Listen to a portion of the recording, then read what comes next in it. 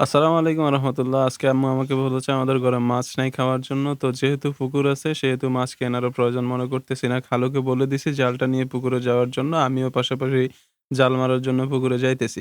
অন্য সময় আমি যখন বাড়িতে থাকি না তখন আমার খালু এগিয়ে জাল মারে। কিন্তু এখন যখন আমি বাড়িতে আছি তখন জাল মারাটা আমিও আস্তে, আস্তে শিখতেছি, মারতেছি।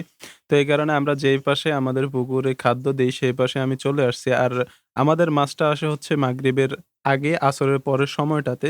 কিন্তু আমাদের জাল এখন মারতে হবে, মাছের এখন প্রয়োজন।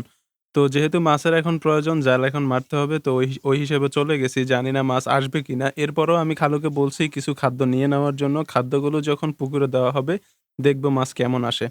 তো খালু যখন খাদ্যগুলো দিয়ে দিছে, এরপরে দেখতেছি মাছ কিছু আসছে কিন্তু পুরোপুরি মাছ আসে নাই। কারণ এই সময় মাছ আসার কথাও না। তো খালু খাদ্যটা পুকুরে দেওয়ার পরে আমিও জাল নিয়ে গেছি এবং কয়েকটা খেয়া দেই। কিন্তু খেয়া দেওয়ার পরে আমি সম্পূর্ণ হতাশ হই। কোনো মাছ আসে নাই। ২ টা মাত্র মাছ আসছে যেগুলোর সাইজও ছোট, ছোট। কিন্তু আমাদের এই পুকুরে আমরা দীর্ঘদিন ধরে আদার খাওয়াচ্ছি।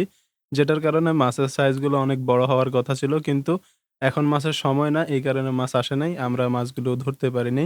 তো এর মধ্যে আবার আমার ছোট দাদাদের বাড়ি হচ্ছে আমাদের পুকুরের পাশেই। তো ছোট দাদা দেখছে যখন আমি জাল মারছিলাম, তখন দাদা বলতেছে যে, "তুমি ওইখানে জাল না মেরে আমাদের ঘাটের কিনারে এসে জাল মারো।" তো দাদার কথা মতো আমি ওইখান দিয়ে গেছি। কিন্তু ওইখান দিয়ে সচরাচর জাল মারা হয় না। তো ওইখান দিয়ে যাওয়ার পরে একটা খেয়া মারি। খেয়া মারার পরে দেখতে পাইতেছি যে মাছ ভালোই আসছে। ১ম খেয়াতেই একটা বড় সাইজের কার্পু আসছে। ২ টা তেলাপিয়া আসছে যেগুলোর সাইজ আপনারা দেখতেই পাচ্ছেন অনেক বড়। তো দীর্ঘদিন ধরেই আদার খাওয়াচ্ছি। খুব শীঘ্রই মাছগুলো বিক্রি করে দিব। অবশ্যই আপনাদেরকে এটার আপডেট আমি জানাবো কখন মাছ বিক্রি করি। আপনাদের কারো মাছের প্রয়োজন হলে ছোট মাছ অথবা বড় মাছ অথবা ছোট পাঙ্গাস যদি প্রয়োজন হয়, তাহলে আমাদের সাথে যোগাযোগ করতে পারেন ইনশাআল্লাহ। তো আমি মাছগুলো ধরে তারপরে বাড়িতে নিয়ে যাই এবং সেগুলো রান্না করে খাওয়া হয়। তো এই ছিল আজকের ভিডিও। সবাই ভালো থাকবেন। আমাদের জন্য দোয়া করবেন। আসসালামু আলাইকুম।